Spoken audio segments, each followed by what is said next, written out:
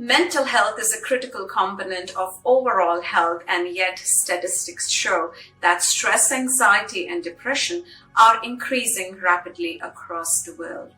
According to the World Health Organization, anxiety and depression is now a major cause of disability worldwide. I'm Gulneet Chadha, a licensed hypnotherapist, certified in EMDR, and in this course, I'm going to teach you a very powerful, rapid, self-regulating technique to overcome anxiety in just 10 days. So join now to recreate your personal reality. To the symptoms, we all know people suffering from anxiety will have to deal with a lot of symptoms, and sometimes these symptoms could be really intense. Some of the common symptoms could be panic, fear, uneasiness, doom, danger, sleep issues, sweaty palms and feet, numbness, tingling, shortness of breath, heart palpitations, tense muscles, dizziness, inability to focus or concentrate, intensely or obsessively avoiding feared objects or places. And as mentioned before, anxiety always starts with a thought, mainly which is the fear of the unknown or a what-if scenario. And to elaborate, the reason all these symptoms happen is because the body goes into an alert mode, which is fight or flight. The body is now getting ready to fight danger, the unknown danger, which is triggered by a thought you created. In your brain, the part which is called amygdala is activated, which sends message to the body signaling danger. And the limbic brain, which is the emotional brain, starts preparing a chemical cocktail of emotions and feelings, which then leads to the symptoms because the body is doing its best to fight this unknown danger that your thought just created.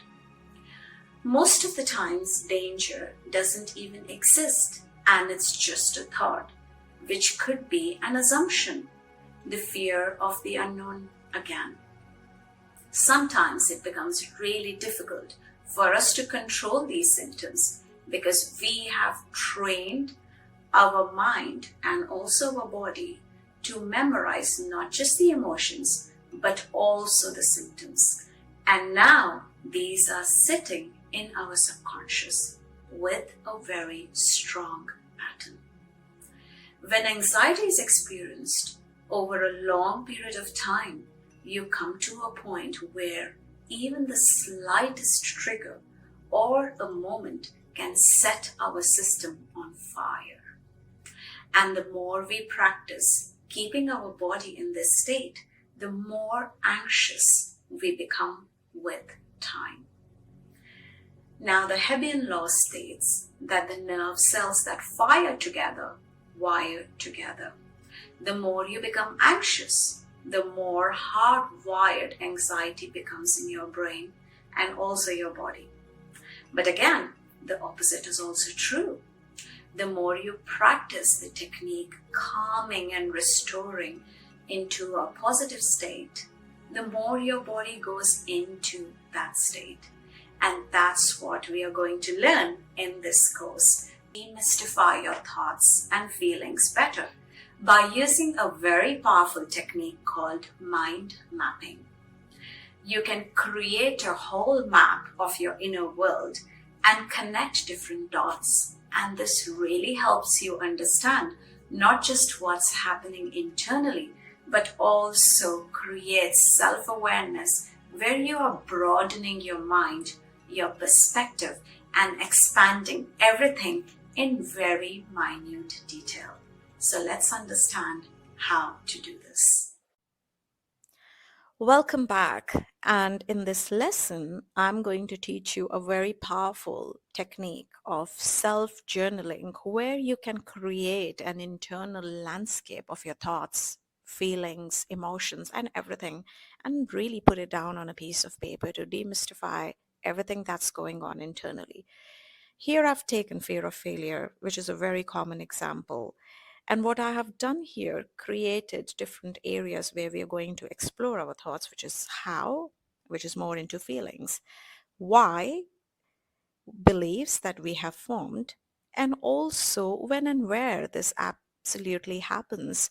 So when you have fear of failure, let's understand why behind fear of failure, which is more into, let's say, an episodic memory. So you can write down or recall an episodic memory. When did it start? What happened then? What did you feel? What did you experience? And all these questions that made you believe that there is fear of failure in your heart and also in your mind, which is now creating the symptoms of anxiety. And really, you can further demystify every single part, what you see here. Let's say we take this for an example. Who was involved? Was it a friend? What did they do? What did you feel? And if it is not a friend, was it a family member? You can create as many branches as you want.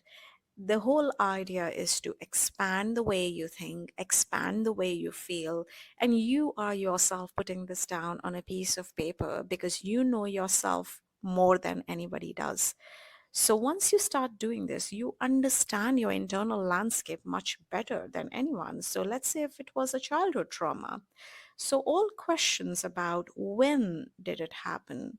What did you feel when you had this trauma? And again, pull all these questions that we just reviewed under the episodic memory and continue putting these questions under this segment of childhood trauma and review those questions, answer those questions. The whole idea is to understand whatever is internally happening. Now, let's say if you think it was hereditary, it's about your genes, which definitely we can upregulate. Now, every single thing about your parent, you can write it down here, and you will then understand what is happening. Why do you have this in your life? Now, let's talk about when and where. In this area, we are basically addressing two things, work and home. And under work, is it about your manager? Is it about a particular assignment or a goal? If it's manager, then why, when, and how does it trigger fear of failure? If it's about an assignment or a goal, is it really about deadline that makes you fear that you're going to fail? Is it about competition targets? Support is not there, motivation is not there, there's not enough guidance, so much you can do. And you can further branch out. You can create another branch from starting from manager, and then let's say if it is an assignment that the manager gives you, and so much you can do. So about home, is it a commitment, event, episodic memory? Is it pressure? Is it expectations that you have to live up to? So much you can do. Under beliefs, there are so many beliefs we form when we have fear of failure, which is I'm not capable. I knew I'm going to fail. That's reconfirming the belief. I know I can't do it. I don't deserve it. Further, this area leads further to procrastination, which again makes you believe or forms a belief that I don't deserve it. And then you start feeling that you don't deserve it, and anything that you face looks like a challenge and looks like really a mission impossible. There are certain beliefs that you form, but then again you can expand this further, whatever you are believing right now.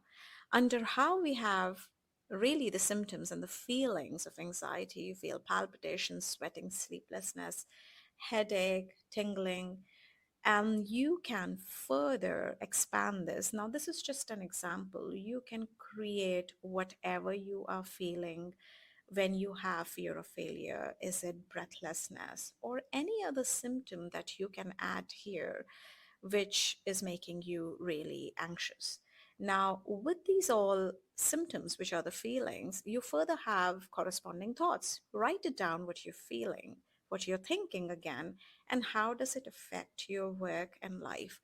So once you do this, you really understand what's happening with this fear of failure. How does it happen? What are the feelings? Why did it happen? What was the episodic memory that you experienced and the beliefs that you form? Once you understand everything, you're able to then further work on these areas and start your journey of personal transformation. I hope this helps.